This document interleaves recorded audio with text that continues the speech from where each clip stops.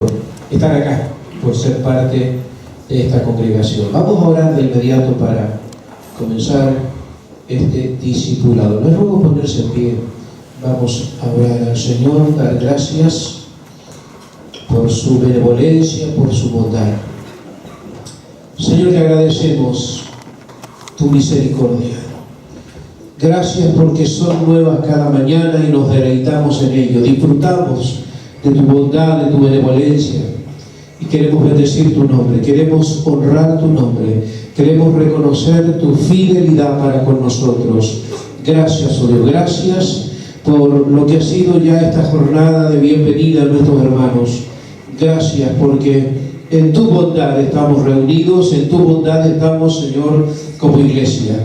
Ahora dirígenos en lo que será esta jornada de discipulado y luego el culto al mediodía. Que la gracia del Espíritu Santo sea sobre nosotros, en el nombre de Jesús. Amén. Amén. Tome asiento, por favor. Estamos en la primera carta a los Corintios. Estamos estudiando esta carta a los Corintios. Y estuvimos viendo la clase anterior, el domingo pasado, la gran advertencia que hace el apóstol Pablo a esta congregación, a esta iglesia, ¿no? Ahí en 1 Corintios 3, 16, quiero repasar esto. Si alguien lee, por favor, 1 Corintios 3, 16 y 17. ¿No sabéis que sois templo de Dios y que el Espíritu de Dios mora en vosotros? Si alguno destruye el templo de Dios, Dios le destruirá a él, porque el templo de Dios, el cual sois vosotros, santo es. Amén. La pregunta es, ¿no sabéis que sois templo? ¿Por qué hace Pablo esta aseveración? Porque esta iglesia es una iglesia dividida. Es una iglesia que tiene serios problemas de separatismo, de división. Había preferencias por ciertos predicadores, Pablo, Apolo, Cefas, y cada uno prefería a otro. Y eso estaba originando un gran daño a la iglesia, que es el divisionismo. El divisionismo.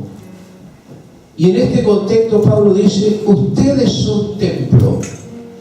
Es interesante que en la primera carta a los Corintios se habla de la iglesia como templo y el individuo como templo. Aquí en 3.16 es la iglesia, es la congregación. Nosotros como comunidad cristiana, como iglesia, somos templo. Templo es sinónimo de lugar de morada. Dios mora en medio de la congregación. Y ustedes son templo, dice Pablo. Si alguno destruye el templo que son ustedes, Dios lo destruye a él. Porque el templo de Dios que son ustedes, repite, es santo. Para Dios nada más importante en esta tierra que su iglesia. El Señor Jesucristo no tiene otro compromiso mayor con personas en esta tierra que no sea su iglesia. La iglesia es su templo, la iglesia es su amada. La iglesia es el grupo de personas redimidas por la sangre de Cristo. Nada más importante para el Señor en esta tierra que su iglesia. A Israel, Dios le dijo en algún momento, que les toca a ustedes, toca la niña de mis ojos, dando a entender qué tremendo valor tenía Israel para Dios, y lo compara, ¿no?, con esa sensibilidad de la niña de los ojos. Quien les toca a ustedes, quien se levante contra ustedes, le dijo Dios a Israel, es como que toca la parte más sensible del ojo. No sé si alguna vez le ha sucedido que una pequeña basurita en el ojo molesta mucho, duele mucho. Y esa es la idea que Dios le dijo a Israel. Quien les toca a ustedes, toca la niña de mis ojos. Y es la misma idea para la iglesia. Aunque no lo dice así en el Nuevo Testamento, pero es la misma idea. quien toca a la iglesia, quien se levante contra la iglesia, quien quiera destruir a la iglesia, va a tocar lo más sensible de Dios. Va a tocar lo más delicado de Dios, su iglesia. Así que tenemos ese privilegio. Ahora, el asunto es, hermanos, que la iglesia ha sufrido los mayores daños, no desde afuera, sino desde adentro. Históricamente, la iglesia ha sufrido los mayores daños desde adentro. Desde personas que ingresaron a la iglesia y desde adentro provocaron destrucción. Falsas doctrinas, divisionismos, conflictos de poder. La iglesia ha sufrido los rigores del maltrato, mayormente con personas de adentro. Por eso la advertencia tiene mucho peso. Si alguno destruye el templo que son ustedes, Dios lo destruye a él. Ahora, acá la idea de destruir, ¿no? La palabra que usa el apóstol ahí para destruir es la palabra feteiros, que habla más bien de dañar la pureza de la iglesia. Hay congregaciones que están funcionando, siguen viviendo, pero perdieron su esencia. Se pierde la esencia de iglesia cuando se cae en el divisionismo, cuando se entra en las competencias internas, cuando hay rivalidades entre los hermanos, cuando aparece el comentario, el chisme, la crítica destructiva, nociva. Eso hace que la iglesia pierda su esencia de iglesia. Y de hecho, acá en Chile por lo menos, y sé que en muchas partes, ha llegado el punto en que se acabó la iglesia. Quedó el espacio físico, quedó el templo vacío, porque hubo conflictos. Este lugar, yo le decía hace un momento, este lugar, este templo tiene 65 años de vida.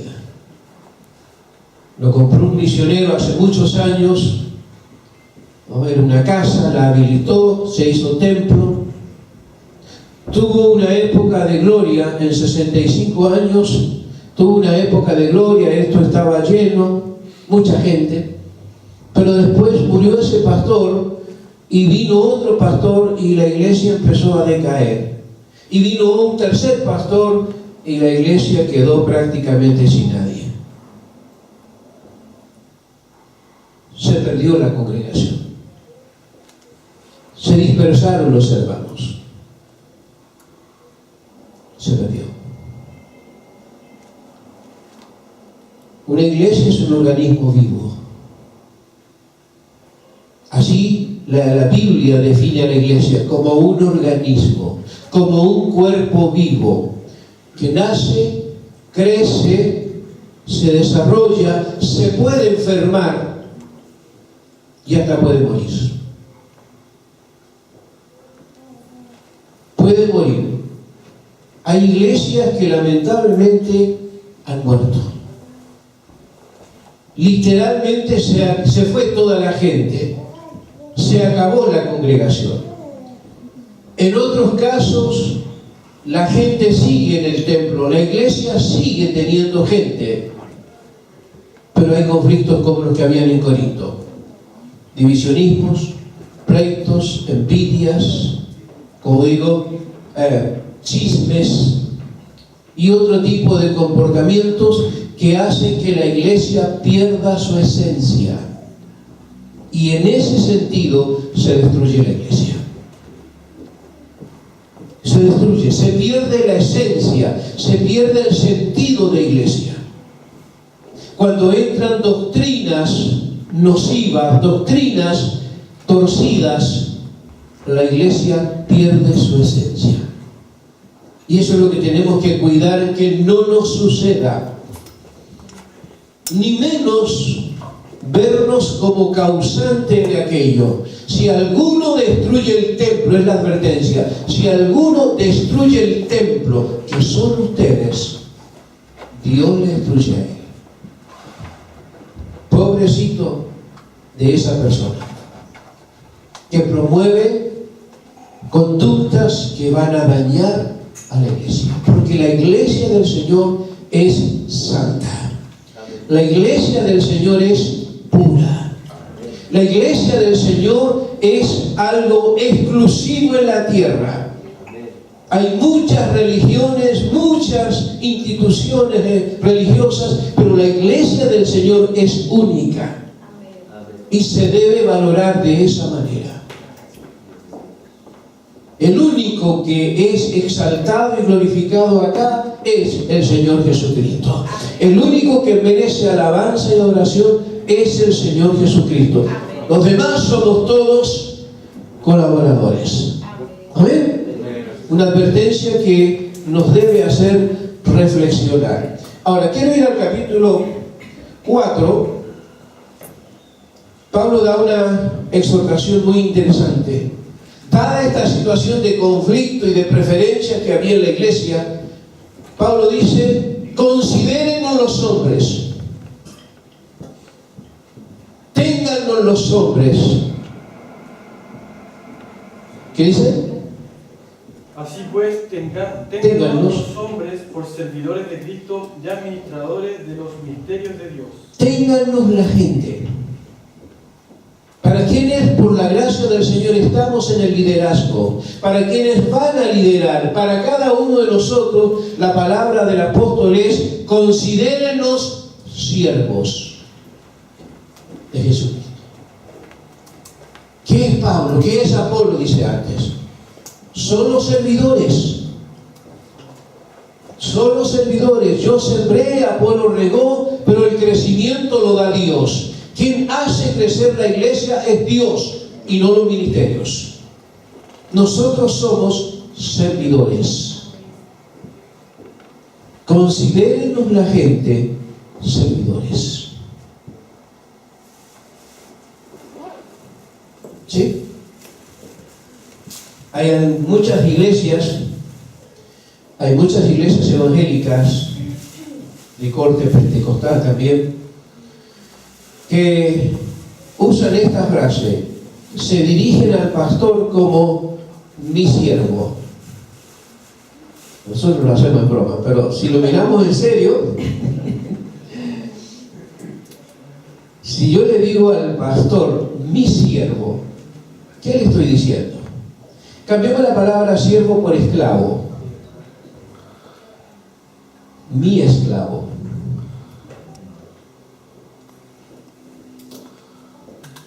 Y los hermanos asumen que el pastor es el siervo de ellos y que el pastor debe estar al servicio de ellos, que a la hora que ellos lo necesiten o para lo que lo necesiten, el pastor debe estar allí porque usted es mi siervo. Y si no se le atiende como espera, se enojan y se van. Pablo dice: no es así. Considéranos siervos de Jesucristo a favor de la iglesia. Un líder es un servidor de Jesucristo a favor de la iglesia. Un predicador, un maestro, cualquier líder que Dios levante, desde el pastor, todos somos servidores de Jesucristo para beneficio de la iglesia. No para beneficiarse de la iglesia, sino para servir a la iglesia. Esa es nuestra honrosa responsabilidad. Considérenos la gente servidores, diáconos, dulos. Así deben considerarnos, así deben vernos, servidores de Jesucristo a favor de la iglesia. Ahora, lo otro que dice, ¿no? Se requiere, se exige que estos servidores o estos administradores, la palabra oikónomos,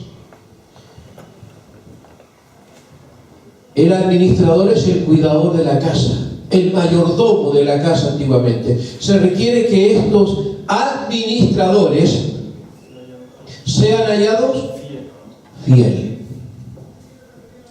Se exige que estos administradores sean hallados fieles.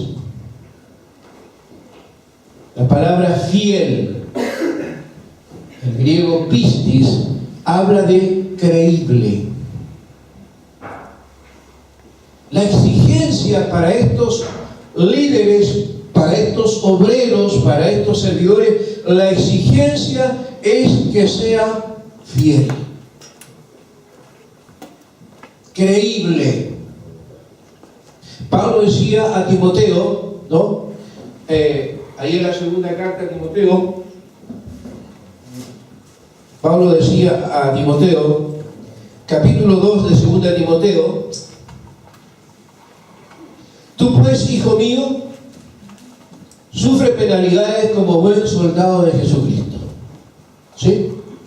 Sufre penalidades como buen soldado de Jesucristo.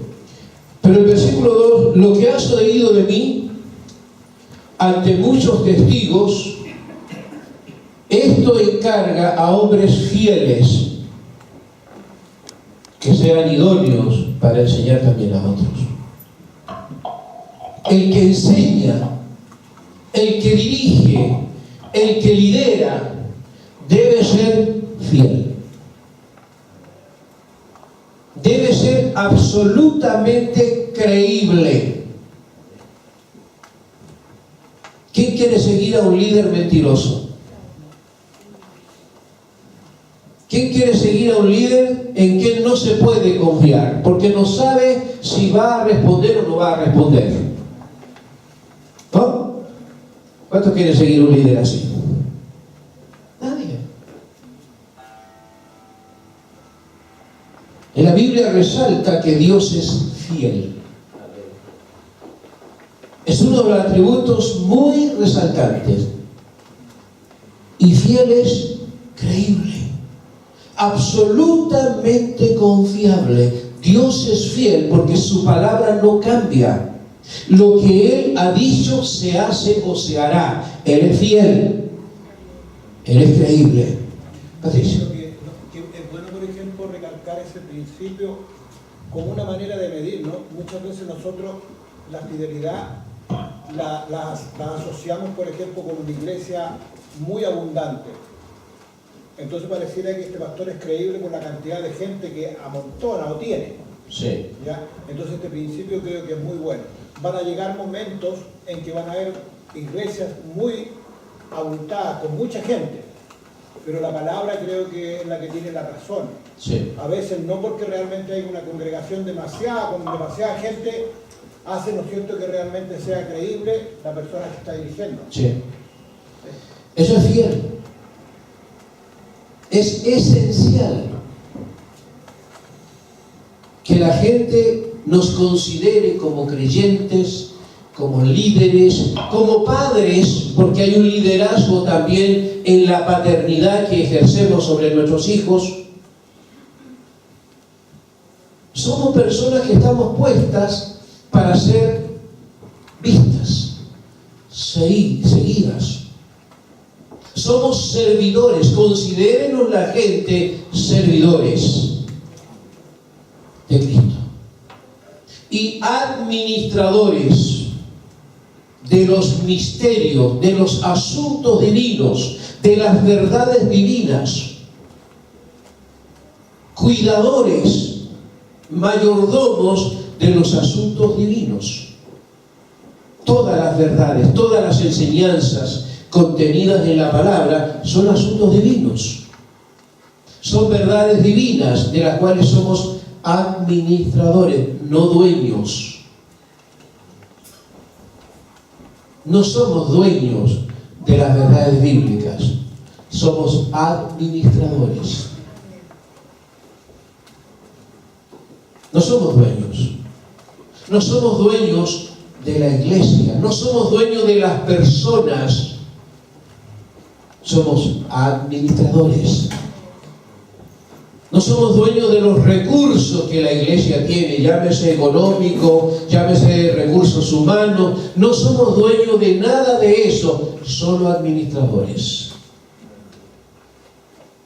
No somos dueños de nuestros hijos, que no somos padres. No somos dueños, somos administradores. Nada hemos traído a este mundo y nada nos llevamos. En todos los aspectos somos administradores, oikónomos, administradores de los asuntos que Dios ha puesto en nuestras manos. Y se requiere que el administrador o los administradores sean hallados fieles, creíbles, confiables. Hoy día aquí en nuestro país y en el mundo prácticamente nadie ya cree en los políticos, porque se ha visto que se aprovechan del cargo, del puesto, luchan por llegar a ese sitial para luego lucrar, para luego aprovecharse, enriquecerse. Tal vez, para no ser tan categórico, tal vez haya algunos que sí son honestos, pero no se ven, dada la inmensa cantidad de políticos corruptos. Han habido religiosos corruptos, que la gente ya no quiere creer, ya la gente no quiere creer en la religión. La gente se ha hecho escéptica, atea, agnóstica. Ya no quiere creer en la religión, no importa qué sea, porque el liderazgo no ha dado pruebas de fidelidad. Y eso ha sido un gran daño a la iglesia. En definitiva, se ha dañado a la iglesia, que es la amada de Dios. Se ha perjudicado a la iglesia. Llámese católicos, evangélicos, en muchos casos la gente ya no quiere nada, porque se ha visto la infidelidad. Se requiere que los obreros, se requiere que los líderes sean hallados fieles. Y repito, fiel es sinónimo de credibilidad. Alguien puede ser constante, alguien puede permanecer en un lugar mucho tiempo y estar viniendo a la iglesia por mucho tiempo, y pensamos que porque viene regularmente es fiel. No, eso es constancia. Se puede ser constante, pero no creíble. Se puede ser constante, pero no fiel. Aquí se está hablando de fidelidad. Que me ayuden los hermanos que conocen más de esto.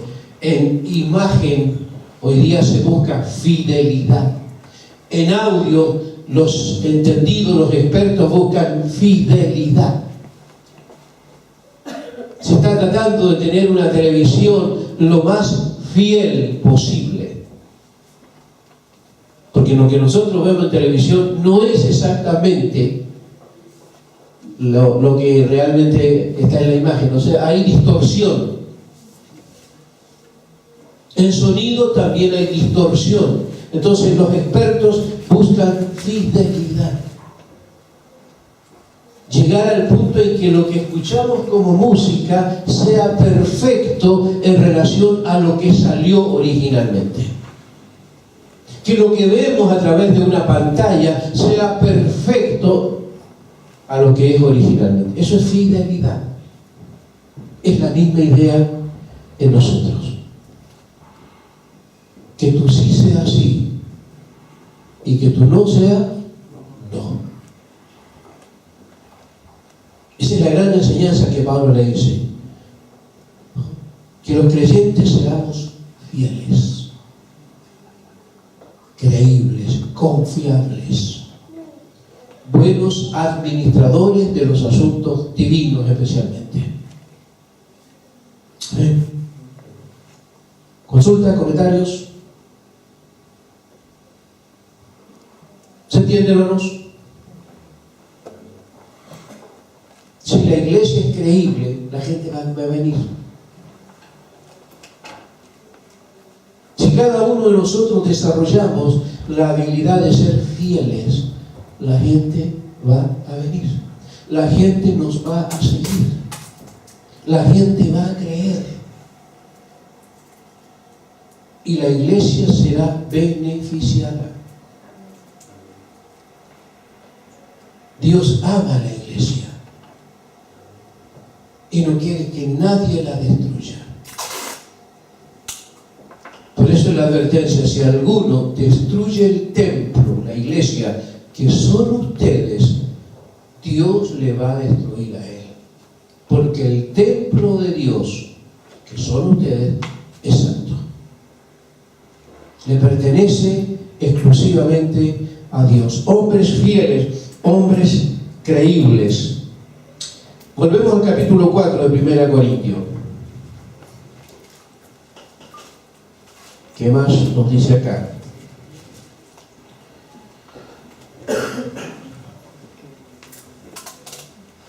Se requiere que los administradores, cada uno, sea hallado fiel. Luego en el versículo 3: yo en muy poco temo el ser juzgado por vosotros o por tribunal humano, y ni aún yo me juzgo a sí mismo. El pensamiento de Pablo es: no importa lo que digan de mí. No importa lo que digan de mí. Ni aún yo mismo puede ser que me califique mal.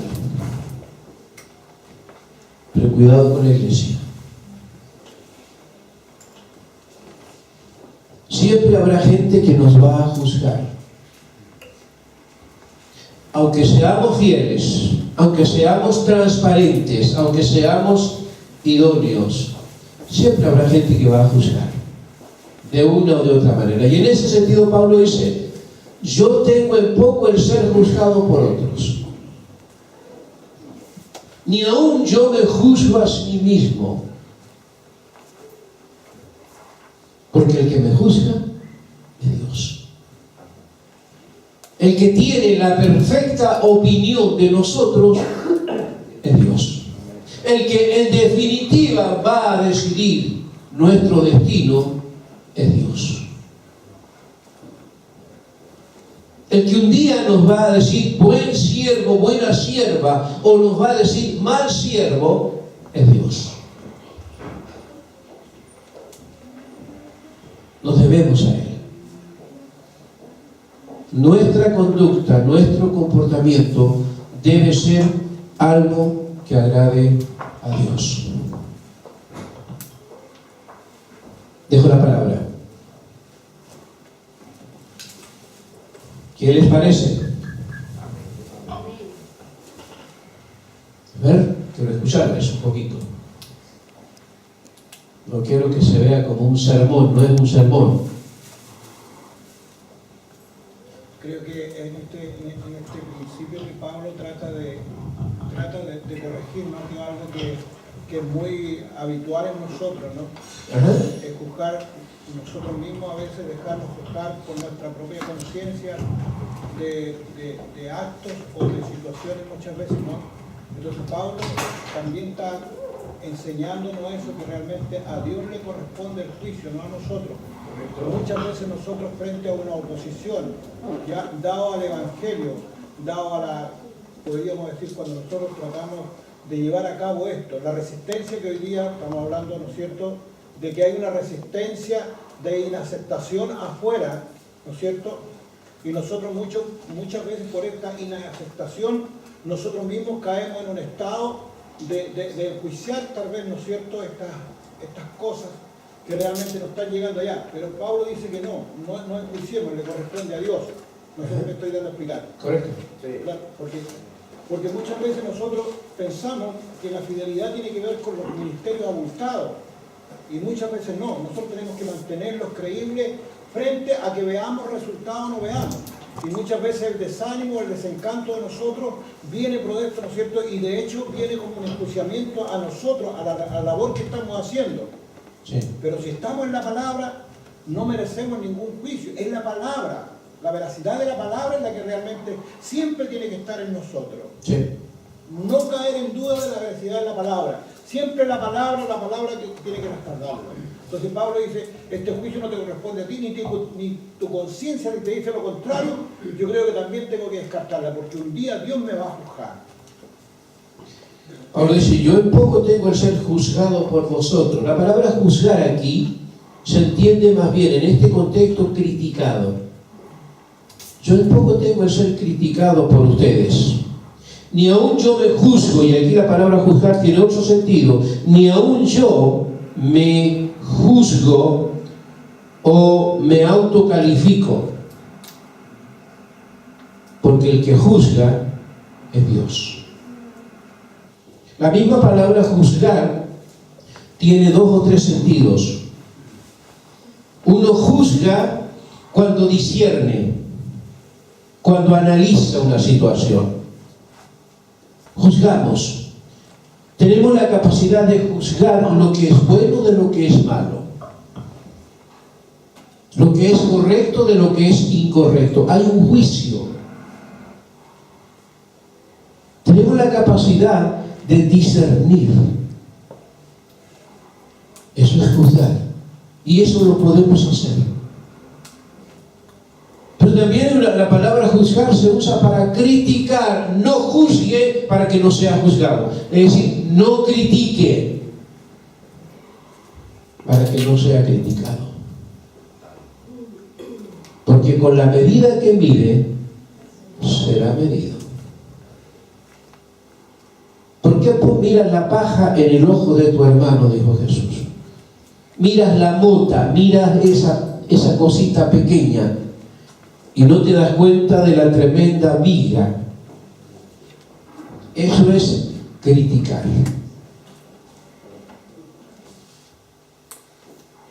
Yo en poco tengo que ser juzgado por la gente, dice Pablo. Ahora, esto quiero hacer una aclaración. Esto no significa que nosotros digamos, a mí no me importa lo que piense la gente, yo hago como quiero. No. Sí debe importarnos lo que dice la gente en cuanto a nuestra conducta. Porque si la gente que no conoce a Dios nos dice, tú eres un mentiroso, y tiene razón, entonces me queda arrepentirme a mí, decir sí. Yo pido perdón por eso. Hay que tener responsabilidad de los discernimientos. Exacto. Responsabilidad de los discernimientos, ¿sí? Claro. De la opinión que la gente tiene. Ahí en la segunda carta a los Corintios, Pablo dice, siendo manifiesto que sois cartas de Cristo, expedida por nosotros, leída por todos los hombres. Un creyente es una carta, escrita no con tinta, dice, sino con el Espíritu Santo. Cada creyente en sí es una carta abierta. Hay algo escrito de Dios en nosotros, hay una palabra, hay un mensaje escrito de Dios en nosotros y que la gente lo va a leer.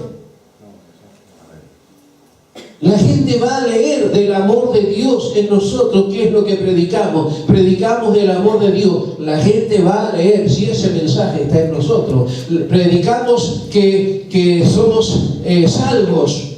La gente querrá leerlo. Predicamos de que Dios es misericordioso, de que Dios es bueno, de que Dios perdona, de que Dios transforma.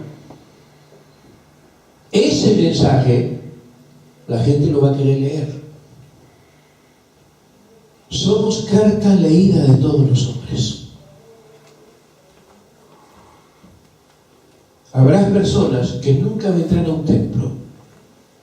Nunca, por filosofía, por ideología, tal vez nunca vengan a un templo. Son ateos, agnósticos o sencillamente no les interesa. Nunca vendrán a un templo.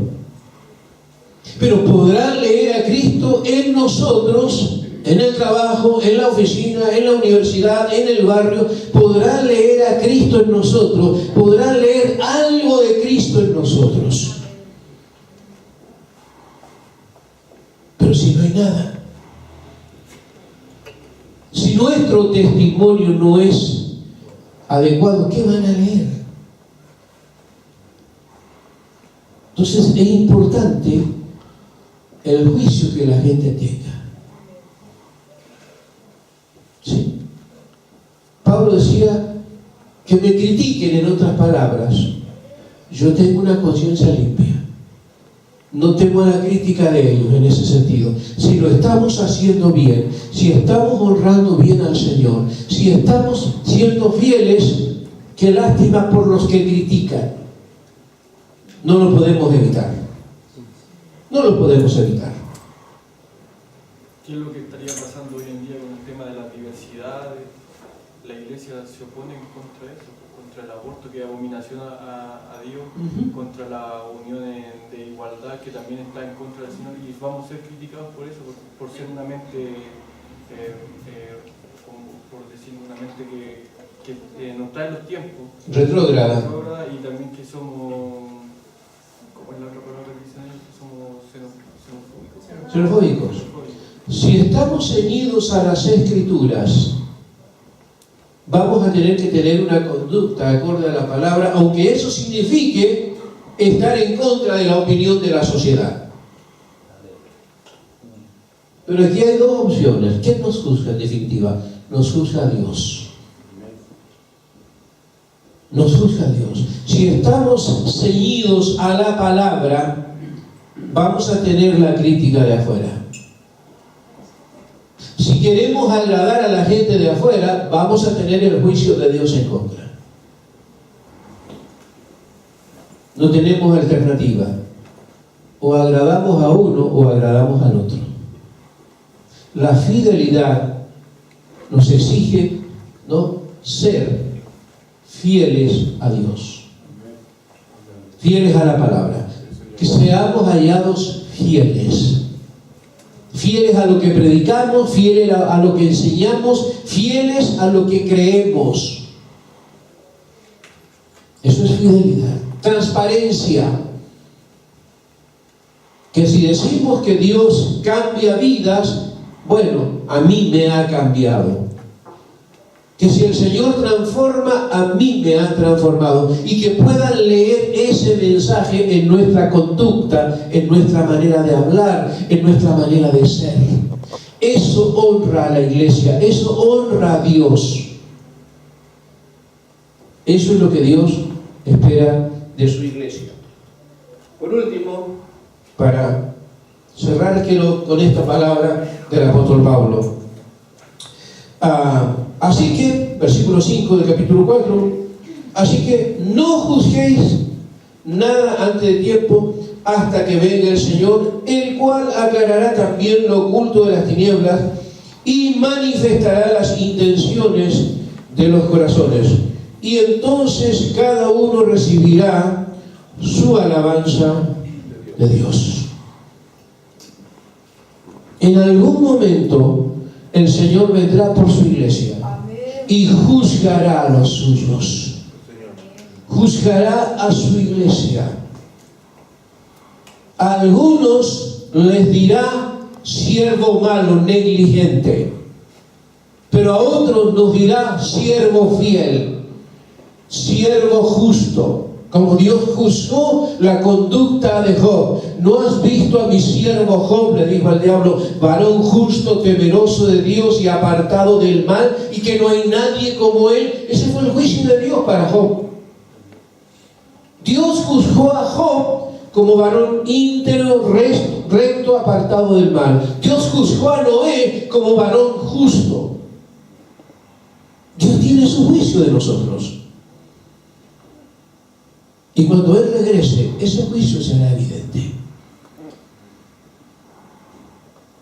La pregunta que cada uno de nosotros debe hacerse ¿Cómo me ve Dios? Me interesa saber cómo me ve Dios, qué opinión Dios tiene de mí. Porque puede ser que el mundo opine algo, puede ser que mis cercanos, mis hermanos, mi familia opine algo, que yo opine algo mismo de mí. ¿Pero qué opina Dios? ¿Qué opina Dios? Eso es lo fundamental. ¿Qué juicio tiene Dios? ¿Qué criterio? ¿Qué opinión tiene Dios de cada uno de nosotros en particular? En nuestra vida personal, en nuestra vida ministerial, en nuestra vida familiar. ¿Qué opina Dios? Es una buena pregunta que se le puede hacer a Dios. Señor, ¿qué opinas tú de mí? ¿Qué piensas tú de mi servicio a ti? ¿Qué piensas tú o qué dices tú de mi consagración a ti? Porque yo creo que estoy muy consagrado, pero me interesa saber qué opinas tú. Y sería una buena pregunta para Dios. Y tal vez Dios tenga alguna respuesta. Serena. Yo creo que sí, ya Dios tiene una respuesta porque nuestro manual es la Biblia. Ajá. Lo que haya en mi vida que no entre aquí sencillamente no está agradando a Dios. Eso es. Bien dicho. ¿Sí? Dios tiene su opinión. Dios tiene las directrices determinadas ya por las cuales debemos regirnos. La responsabilidad es ser fieles, saber que somos siervos, considérenos la gente servidores de Dios, administradores de los misterios de Dios. Se requiere que cada administrador sea hallado fiel, sea visto, sea reconocido, sea hallado fiel, creíble. El que juzga es Dios, en definitiva. Amén. Gracias.